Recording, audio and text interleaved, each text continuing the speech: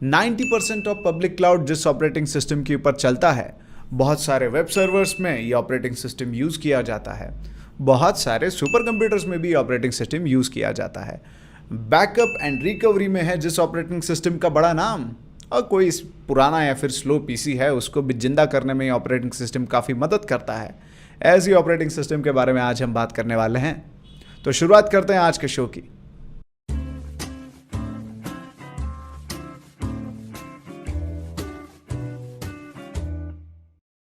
इतने टाइम से मैं बोल रहा हूँ ऑपरेटिंग सिस्टम है, इधर यूज़ होता है, उधर यूज़ होता है, ये करता है, वो करता है भाई, लेकिन ऑपरेटिंग सिस्टम क्या है ये भी तो पता होना चाहिए। तो पहले तो समझते हैं, कुछ नाम आपने सुने होंगे, फैमिलियर नाम, ऑपरेटिंग सिस्टम क्या है उसके लिए। तो कुछ नाम मैं यहाँ पे लिखता हूँ, देखते हैं ज़रा। ये नाम सबको फेमिलियर होंगे और इनमें सबसे ज़्यादा फेमिलियर नाम आपके लिए होगा विंडोज़ ऑपरेटिंग सिस्टम। तो पहले हम समझते हैं कि ऑपरेटिंग सिस्टम होता क्या है। अब समझ लो भाई, एक बात, मेरे पास एक लैपटॉप है, इसके अंदर रैम है, प्रोसेसर है, हार्ड डिस्क है, नेटवर्क कार्ड है, ब्लूटूथ है, बहुत कुछ है इसके अंदर भाई। अब सिचुएशन ये है कि मुझे ये सारी चीज़ें यूज़ करनी है, तो मैं क्या करूँ? मैं मर जाऊं? प्रोसेसर निकाल के मैं अपने खोपड़ी को तो लगा के यूज़ नहीं कर सकता हूँ। सो मुझे इन सारे कंपोनेंट्स के साथ इंटरैक्ट करना है। In order to interact with these component, हमको कोई ना कोई चाहिए बीच में, जो हमारे और इस हार्डवेयर के बीच में हो, जो हमें जो करना है हार्डवेयर से करवाए। ऑफ कोर्स जब कंप्यूटर को कोई इंस्ट्रक्शन देते हो तो ये तो नहीं बोलते ना कि भाई प्रोसेसर के अंदर से ये होना चाहिए, रैम के अंदर वो होना चाहिए। It happens internally, right? आप सिर्फ इंस्ट्रक्शन देते हो कि क्या होना है, and internally your operating system does things for you. So operating system is like an interface between a user and the hardware which you are using. Okay. अब समझते हैं, अलग अलग प्रकार के ऑपरेटिंग सिस्टम है भाई। दुकान भी खोलते हैं तो 4 प्रकार के दुकान होते हैं, तो ऑपरेटिंग सिस्टम अलग अलग क्यों ना हो। तो विंडोज़ एक है जिसके बारे में आप लोग फेमिलियर होंगे। विंडोज़ काफ़ी वाइडली यूज़ होता है, लेकिन आईटी में अगर आते हो, डेवलपर की दुनिया में अगर आते हो, तो लिनक्स ऑपरेटिंग सिस्टम का भी बहुत बड़ा इज्जत है। वीडियो के शुरू में ही मैंने उसको बहुत ज़्यादा सर पे चढ़ा लिया, बहुत ज़्यादा चीज़ें बोल दी लिनक्स के बारे में कि वेब सर्वर्स में यूज़ हो रहा है, पब्लिक क्लाउड में यूज़ हो रहा है। सो यू कैन अंडरस्टैंड, एक आईटी प्रोफेशनल के लिए लिनक्स ऑपरेटिंग सिस्टम का पता होना कितना ज़रूरी है। नाउ विंडोज़ एक ऑपरेटिंग सिस्टम है, एक और ऑपरेटिंग सिस्टम है मैक ओएस अमीरो वाला। एप्पल का जो ऑपरेटिंग सिस्टम आता है मैक ओएस, वो एक आता है। Exactly. Then you have Ubuntu, और ऐसे कुछ और भी है, लेकिन वाइडली यूज्ड जो है 3, वो मैंने यहाँ पे स्पेसिफाई किए। तो ऑपरेटिंग सिस्टम क्या है वो समझ में आ गया होगा, and our objective is to understand Linux. तो विंडोज़ और मैक ओएस पे हम बात नहीं करेंगे, let's talk about Linux operating system. कैसा है, किसी भी चीज़ के बारे में जानने से पहले उसका इतिहास पता होना ज़रूरी है। तो लिनक्स का भी इतिहास पता होना चाहिए भाई, किसने बनाया, क्यों बनाया, कैसे बनाया, समझते हैं। सो इतिहास के बारे में बात करें तो लाइनस टॉर्वेल्ड्स बोल के एक स्टूडेंट थे जिन्होंने ये बनाया था 1991 में। उनके यूनिवर्सिटी के फाइनल प्रोजेक्ट के तहत उन्होंने ये बनाया था। तो अगर आपने भी लाइब्रेरी मैनेजमेंट सिस्टम वगैरह कुछ बनाया फाइनल ईयर प्रोजेक्ट में, तो वेलकम, हम साथ में मिलकर आत्महत्या करते हैं। नालायक! So this guy created an operating system. तो ये एक महान व्यक्ति है, तो एक बार तो इन्हें देखना बनता है। देखते हैं ज़रा ये कौन है, Linux Torvalds. So you can look at this guy, looks more like Captain America. Of course he is Captain America, but for Linux operating system, okay, because he was the creator. वो शुरुआत उन्होंने की थी।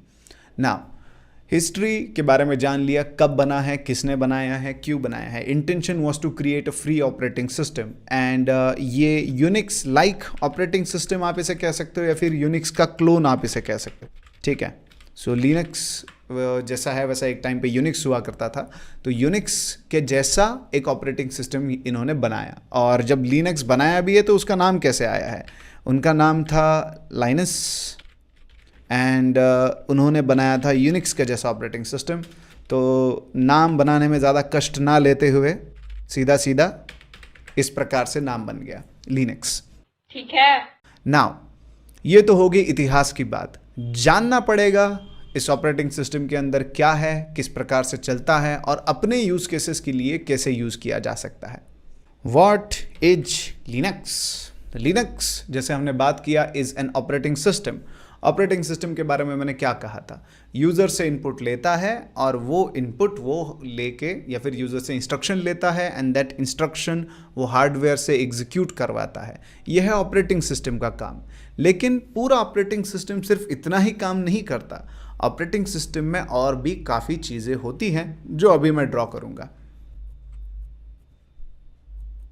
मान लो ये पूरा operating system है, इसके अंदर क्या क्या है उसके बारे में बात करते हैं।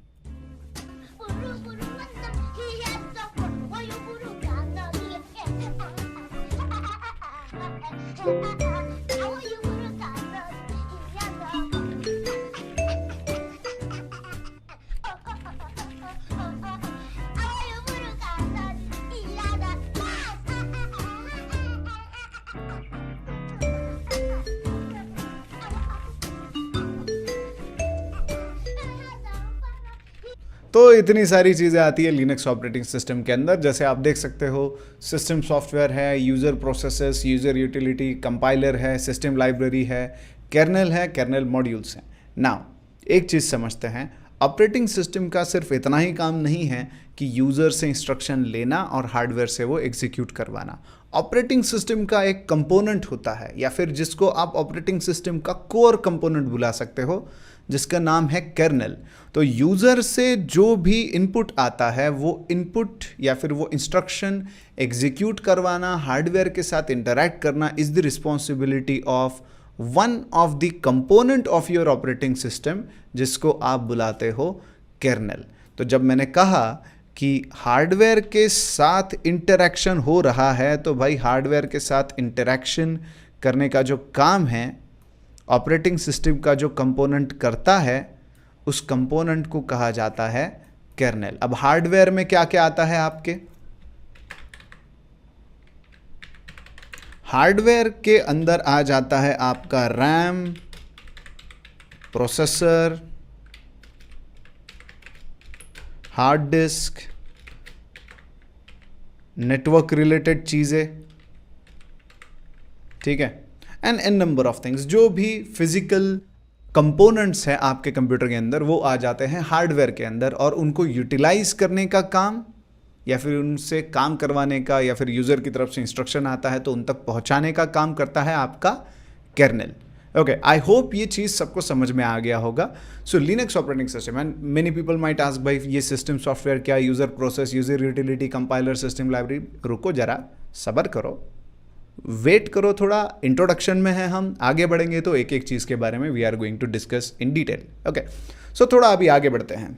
सो लिनक्स ऑपरेटिंग सिस्टम की अगर आप बात करोगे तो उसमें दो चीज़ें तो होती है भाई, मिनिमम दो चीज़ें होती है, और वो चीज़ें हैं, ये एक चीज़ होता है लिनक्स कर्नेल होता है, और दूसरा चीज़ होता है कि it is provided through some sort of distribution. आप सोच रहे हो भाई बड़े बड़े शब्द फेंक रहे हैं, डिस्ट्रीब्यूशन की बात हो रही है, कर्नेल की बात हो रही है। कर्नेल को तो जान लिया, डिस्ट्रीब्यूशन क्या चीज़ है भाई? तो चलो एक बार मैं बता देता हूँ। समझ लो कि मैं कोई एक ऐसा इंजन बनाता हूँ जो इंजन बहुत ही मज़ेदार है, एक टेक्नोलॉजी में लेके आता हूँ गाड़ियों में, मैं एक इंजन बनाता हूँ, और वही इंजन लेके थोड़ा सा हल्का सा डिज़ाइन में चेंज कर लिया, थोड़ा सा हल्का सा क्या कहते हैं ग्राफिक्स में चेंज कर लिया करके कुछ बाइक्स बनती है, राइट। लेकिन इंजन उनमें सेम है, उनमें इंजन जो है वो सेम है, ठीक है। तो मैं कहूँगा कि मेरा engine is the kernel. However इतनी जो गाड़ियाँ बनी हैं, those bikes are the distribution. अभी भी समझ में नहीं आया? डोंट वरी, चिंता ना करो भाई, हम पूरा समझने के अलावा आगे नहीं बढ़ने वाले। So let me show you some of the Linux distributions. अब समझ में आ जाएगा। उबंटू के बारे में सुना होगा, फेडोरा, आर्च लिनक्स, इन सब के बारे में सुना होगा, के उबंटू वगैरह, एंड ऐसे और 42 है। तो बहुत सारे डिस्ट्रीब्यूशंस हैं, लेकिन इन सब में एक चीज़ कॉमन है, लिनक्स का कर्नेल। जैसे मैंने कहा था, गाड़ी का इंजन मेन चीज़ होता है। अगर गाड़ी में से इंजन निकाल दो तो बचता क्या है, ना गाड़ी चलेगा ना आगे बढ़ेगा, कुछ कर लो कुछ फ़र्क नहीं पड़ता। सो इंजन जो मेन चीज़ है दैट इज़ लिनक्स कर्नेल, वो इन सब में है। बस इनकी ऊपरी चीज़ें जो है वो बदल दी गई है, जैसे उसका अपीयरेंस बदल दिया जा सकता है, कुछ डिफ़ॉल्ट फीचर्स चेंज किए जा सकते हैं। हाउएवर लिनक्स ऑपरेटिंग सिस्टम या फिर लिनक्स कर्नेल, इन सब के थ्रू आपको मिल जाएगा। So these things are called as distribution. और डिस्ट्रीब्यूशन भी क्यों कहते हैं, इस चीज़ को ज़रा आगे हम बढ़ेंगे तो और समझ में आएगा। अगर मैं डिस्ट्रीब्यूशन की प्रॉपर डेफिनेशन के बारे में बात करूं तो चलो, प्रॉपर डेफिनेशन मतलब वो किताबी बात हो जाएगी, लेकिन डिस्ट्रीब्यूशन का मतलब क्या होता है, जिसके अंदर लिनक्स का कर्नेल होगा एंड सॉफ्टवेयर का पैकेजेस होगा और कोई पैकेज मैनेजमेंट सिस्टम होगा। अब नए नए शब्द और आते हुए सुनने में आ रहा है कि भाई डिस्ट्रीब्यूशन की बात कर रहे हो, जिसमें आप कह रहे हो कि कुछ सॉफ्टवेयर्स हो सकते हैं। उसके बाद इसके अंदर मैंने एक और चीज़ कहा, ऑफ कोर्स ये कंपलसरी चीज़ लिनक्स कर्नेल, भाई बिना इंजन के गाड़ी नहीं बनाओगे, लिनक्स कर्नेल होने वाला है। And I am also saying one thing कि एक पैकेज मैनेजमेंट सिस्टम होगा। ये दो तीन चीज़ें जिस जगह पे मिल जाए उसको आप लिनक्स डिस्ट्रीब्यूशन कह सकते हो। ठीक है, पैकेज मैनेजमेंट सिस्टम मतलब क्या? अगर मैं ऑपरेटिंग सिस्टम बनाता हूं तो ऑफ कोर्स उस ऑपरेटिंग सिस्टम में मुझे कुछ एप्लीकेशंस इंस्टॉल करने पड़ेंगे। तो इंस्टॉल करने के अलग अलग तरीके हैं, अलग अलग डिस्ट्रीब्यूशन के हिसाब से अलग अलग पैकेज मैनेजमेंट सिस्टम्स हैं जो ऑटोमेटिकली सॉफ्टवेयर्स को इंस्टॉल करना, उसके बाद क्या कहते हैं मेंटेन करना वगैरह, वो सब काम कर सकते हैं। That is called as package management system. So automatically install करना हो गया, अपडेट करना हो गया, ये पैकेज मैनेजमेंट सिस्टम के थ्रू किया जा सकता है। ठीक है, सो ये तीन चीज़ें जहाँ पे होती है वहाँ पे आप कहते हो distribution. More hands on package management system क्या होता है एंड ये सॉफ्टवेयर्स क्या चीज़ है, इसके बारे में हम बात करेंगे जैसे जैसे आगे बढ़ेंगे। ये चीज़ ऐसी है कि अपन सिर्फ बातों में समझ नहीं सकते, ये सत्संग में समझा नहीं जा सकता। हैंड्स ऑन उतरेंगे समझ में आएगा, लेकिन इंट्रोडक्शन एक बार देख लो तो आगे और फायदा होगा। Okay. अभी कैसा है इंसान का नेचर भाई, बिना फायदे के अपन किधर भी सर नहीं पटकते। ठीक है, मेहनत करोगे क्यों करोगे, कुछ ना कुछ फ़ायदा होगा इसके लिए कर रहे हो, राइट। कोई ना कोई फ़ायदा अपना होना चाहिए अगर हम लिनक्स को यूज़ करते हैं तो अभी सबसे स्वार्थी सवाल, लिनक्स के बेनिफिट्स क्या क्या है, what are the benefits of Linux operating system. एक ही चीज़ इंग्लिश में बोलने के बाद बहुत मज़ा आता है। ठीक से सुनता नहीं यार। सो लिनक्स के बेनिफिट्स के बारे में अभी बात करते हैं। पहला चीज़ ये कि लिनक्स ओपन सोर्स है। ओपन सोर्स को लेके बड़े कन्फ्यूजन है भाई। ओपन सोर्स माने क्या? ओपन सोर्स का ये मतलब नहीं है कि वो सिर्फ फ्री है। ठीक है, there is a difference between free and open source. Open source आप उस चीज़ को कहोगे जिसका सोर्स कोड जो डेवलप किया है वो कोड अवेलेबल रहेगा। Now let me tell you, Linux operating system is majorly written in C language के बारे में सबको पता होगा। लिनक्स के बारे में पढ़ रहे हैं तो सी के बारे में कभी जिक्र आया होगा, राइट। सो ये मेजरली लिखा गया है सी लैंग्वेज में, लिनक्स ऑपरेटिंग सिस्टम लिखा गया है सी लैंग्वेज में। एंड ये जो कोड है, ये जो सोर्स कोड है जो इस लैंग्वेज में लिखा गया है, दैट इज अवेलेबल। तो जिस टूल का या ऑपरेटिंग सिस्टम का या फ्रेमवर्क का सोर्स कोड अवेलेबल है उसे ओपन सोर्स कहा जा सकता है। कहने को तो VMware वर्कस्टेशन प्लेयर जो है कम्युनिटी एडिशन वो फ्री है, फॉर नॉन कमर्शियल यूजेज वो फ्री है, लेकिन उसका सोर्स कोड अवेलेबल नहीं है, तो you can't call it open source. ठीक है, वैसे ही बहुत सारे एप्लीकेशंस हैं जो फ्रीली अवेलेबल है लेकिन जिनका सोर्स कोड नहीं है। तो हमारे दिमाग में एक डेफिनेशन चिपक जाता है कि भाई जब हम बात कर रहे हैं ओपन सोर्स मतलब ये तो फ्री है। Of course it is free, लेकिन सिर्फ फ्री होना इज़ नॉट द क्राइटेरिया कि आप उसे ओपन सोर्स बुला सको। अभी फ्री तो बहुत सारी चीज़ें हैं भाई। फ्री तो आपका इंस्टाग्राम भी है, फेसबुक भी है, उसका सोर्स कोड है क्या अपने पास? नहीं है। तो मैं कह रहा हूँ कि लिनक्स का जो सोर्स कोड है that is available, you can download it, you can make changes to it, modify करो अपने हिसाब से, उसको ढालो अपने यूज़ केस के हिसाब से, आप उसको चेंज कर सकते हो अगर आप में उतना कैपेबिलिटी है तो। क्योंकि सोर्स कोड में अराउंड 27 मिलियन के आसपास लाइन्स है, तो भाई ज़रा संभाल के हाथ डालना इस कोड में। दूसरा जो बेनिफिट है दैट इज़ सिक्योरिटी। सिक्योरिटी, सुरक्षा कैसे? विंडोज़ पे आते हो भाई तो वायरस, मैलवेयर, स्पाईवेयर, बहुत सारी चीज़ें आ जाती है। Linux as an operating system, इसमें आपको एंटीवायरस वगैरह की कोई ज़रूरत नहीं है। ठीक है, सो एंटीवायरस वगैरह अपने विंडोज़ के ऊपर लगता है, लिनक्स पे नहीं लगता है। रीज़न बीइंग यूज़र को इतना कंट्रोल दिया गया है कस्टमाइजेशन का कि अगर कोई चीज़ ऐसा होगा नहीं कि अपने आप ही एग्जीक्यूट हुए जा रही है। जो भी चीज़ एग्जीक्यूट हो रही है यू कैन मॉनिटर इट, अपने आप एग्जीक्यूट नहीं होगा जब तक कोई एडमिनिस्ट्रेटिव इंसान परमिशन नहीं देगा उस चीज़ को रन होने के लिए। वायरस क्या है, बिहाइंड द सीन कोई एक प्रोग्राम चालू हो जाता है जो आपका डेटा वगैरह जो है वो लेता है, या फिर कोई स्पाईवेयर हो गया तो स्पाई करता है, देखता है कि भाई क्या क्या है। अब बिहाइंड द सीन जो चल रहा है, अगर पूरा यूज़र के हाथ में कंट्रोल है, यूज़र अगर देख पाता है बिहाइंड द सीन्स क्या क्या चल रहा है और मैन्युअली उसको वो, पहली बात तो अपने आप तो कुछ चलेगा ही नहीं, अपने आप वो चलाता नहीं है, अपने आप होगा नहीं, क्योंकि एग्जीक्यूशन के पहले यहाँ पे आपको पासवर्ड डालना पड़ेगा हर बार, मैन्युअली टाइप करना पड़ेगा पासवर्ड हर बार। तो इस वजह से सिक्योरिटी प्रोवाइड होता है और कोई चीज़ अपने आप रन नहीं होगी, कोई सरप्राइजेस आपको यहाँ पे नहीं मिलेंगे जैसे कभी कभार विंडोज़ में मिल जाते हैं। एंड ऑफ कोर्स एक और चीज़ जो ओपन सोर्स के साथ फ्री में आता है that is customisation. Operating system को अपने हिसाब से आप डिज़ाइन कर सकते हो, अपने हिसाब से आप उसका हर एक कंपोनेंट चेंज कर सकते हो, provided you have that much knowledge कि किस प्रकार से उसे चेंज करना है। नहीं तो बोला कस्टमाइज़ कर सकते हो तो गए सोर्स कोड के अंदर कुछ चेंजेस किए, चल नहीं रहा है, बोलोगे भाई कैसा हो गया।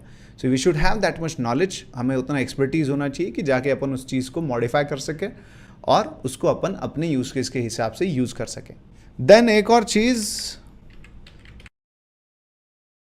ऐसा नहीं है कि लिनक्स ऑपरेटिंग सिस्टम बहुत small group of people use कर रहे हैं। तो अगर लिनक्स यूज़ करते हुए कोई डिफ़िकल्टी हुआ, कुछ डाउट हुआ, कहीं पे एरर आ गया, कहीं पे आप नहीं सॉल्व कर पा रहे हो प्रॉब्लम, तो आप अकेले नहीं हो। बहुत सारे लोग हैं इस दुनिया में जो लिनक्स यूज़ करते हैं, उन्होंने कहीं ना कहीं उस इशू को, उस एरर को फेस किया होगा। तो उस एरर के रिगार्डिंग सॉल्यूशंस आपको इंटरनेट पे मिल जाएंगे। और कम्युनिटी सपोर्ट जो हम कहते हैं कि ये बहुत बड़ा कम्युनिटी है लिनक्स के यूज़र्स का। अगर किसी को कोई इशू आता है, डाउट आता है, तो उनको हेल्प करने के लिए या फिर उनको गाइड करने के लिए लोग बहुत ज़्यादा है। If I face a problem today और मैं उसका सोल्यूशन निकालता हूँ, अगर कल को कोई बंदा सेम प्रॉब्लम फेस करेगा, I can tell him the solution. That is the idea behind community. और लिनक्स की बात करें तो लिनक्स का कम्युनिटी काफ़ी बड़ा है। ऐसा नहीं कि स्मॉल ग्रुप ऑफ पीपल है, मेरे को डाउट आ गया तो कौन बताएगा, क्या बताएगा। गाइडेंस इज़ अवेलेबल, बहुत सारे इश्यूज़ पे सॉल्यूशंस आर अवेलेबल, और नहीं है तो बहुत सारे फोरम्स है जहाँ पे जाके आप सवाल पूछ सकते हो। One of the fascinating feature of Linux is stability. Stability माने विंडोज़ के ऊपर अगर कोई प्रोग्राम अनइंस्टॉल कर लो, रिस्टार्ट मारना पड़ता है। Over the time you might observe कि पीसी स्लो हुए जा रहा है, स्लो हुए जा रहा है। ये प्रॉब्लम आप लिनक्स के साथ इनकाउंटर नहीं करोगे। लिनक्स ऑपरेटिंग सिस्टम में जब आप काम करते हो तो इंस्टॉल, अपडेट, अनइंस्टॉल जो मर्जी कर लो, restart, reboot is not required, that's first thing. And eventually वो आपके पीसी को स्लो नहीं करता है, ठीक है। इवेंचुअली आपके पीसी को स्लो नहीं करता है। रेयरली कभी अटकना वगैरह हो गया, फ्रीज होना हो गया, स्लो डाउन होना हो गया, काफ़ी रेयरली होता है ये इवेंट, काफ़ी रेयरली ये चीज़ें होती है। सो लिनक्स जो है वो काफ़ी स्टेबल है in comparison to your other operating system. एक और चीज़ है प्राइवेसी, जो मैंने कहा ये सिक्योरिटी के साथ ही चलता है। प्राइवेसी कि कोई आके आपका डेटा देख के जाए एंड क्या कहते हैं, अगर मैंने समझ लो मेरे कंप्यूटर के ऊपर 3 यूज़र्स बनाए और मैंने रेस्ट्रिक्ट कर दिया दूसरे यूज़र्स को मेरा डेटा देखने से, तो वो नहीं देख सकते एज लॉन्ग एज क्या कहते हैं वो मेरा परमिशन नहीं लेते हैं या फिर मैं उनको परमिशन ग्रांट नहीं करता हूँ, वो देख नहीं सकते। प्लस कोई प्रोग्राम है, कोई स्पाईवेयर है जो आके मेरा डेटा छीनना चाहता है, तो if I am using Linux operating system, उस केस में वो काम उसके लिए काफ़ी मुश्किल हो जाएगा। One of the most striking benefit of Linux इसकी ये काफ़ी लाइट वेट है। मतलब उसको चलने के लिए उतना ज़्यादा रैम, उतना ज़्यादा प्रोसेसर उसका ज़रूरत नहीं है। सी 128 MB के आसपास की रैम के ऊपर भी ये चल लेता है। तो कई बार ऐसे पुराने सिस्टम्स होते हैं जिनके ऊपर अभी ज़िंदा नहीं है लेकिन उनका डेटा वगैरह रिकवर करना है, तो लिनक्स उनके ऊपर इंस्टॉल करके उनका डेटा रिकवर किया जा सकता है। तो लाइट वेट है, इसको चलने के लिए रैम और प्रोसेसर के जो रिसोर्सेस हैं उतना ज़्यादा रिक्वायरमेंट नहीं है जितना बाकी के ऑपरेटिंग सिस्टम्स को लगता है। ओके, ये कुछ चीज़ें हैं and real world applications of Linux के रियल वर्ल्ड में कहाँ पे यूज़ होता है। तो रियल वर्ल्ड एप्लीकेशंस कहाँ पे यूज़ होता है, तो जैसे मैंने वीडियो के शुरुआत में कहा था 90% ऑफ पब्लिक क्लाउड्स लिनक्स के ऊपर चलते हैं। काफ़ी सारे वेब सर्वर्स, सुपर कंप्यूटर्स, ठीक है, इसके ऊपर चलते हैं। देन बैकअप एंड रिकवरी अगर करना है, बैकअप एंड रिकवरी करना है, तो लिनक्स काफ़ी मददगार साबित होता है। एंड ऑफ कोर्स अगर पुराने कब्र में दबे हुए कंप्यूटर्स में से कुछ डेटा निकालना है, इंफॉर्मेशन चाहिए या फिर उनको ज़िंदा करना है to get something out of it, तो ऐसे केस में भी लिनक्स ऑपरेटिंग सिस्टम आपको काफ़ी मदद करेगा।